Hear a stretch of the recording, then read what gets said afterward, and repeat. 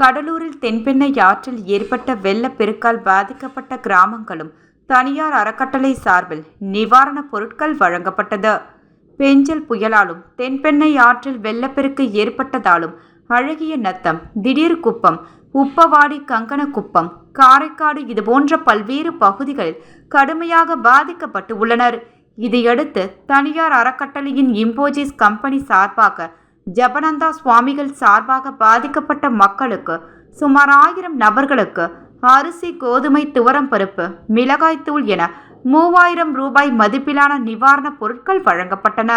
அப்போது அன்னை Teresa charitable ட்ரஸ்டின் நிறுவனர் டாக்டர் ஜி.கே. தாஸ் அறிவுறுத்தலின் பேரில் மாநில பொருளாளர்கள் மரியதாஸ், சிவாஜி, இம்போசிஸ் கம்பெனி சார்பாக ஜெபநந்தா சுவாமிகளின் உள்ளிட்டோருக்கு நன்றி தெரிவிக்கும் வகையில் மாநில துணை பொதுச் செயலாளர் டாக்டர் சோபன் பாபு தலைமையில் கடலூர் மாவட்ட தலைவர் ஆனந்த பாஸ்கர் இருவரும் இணைந்து பொன்னாடை அணிவித்து மரியாதை செய்தனர்.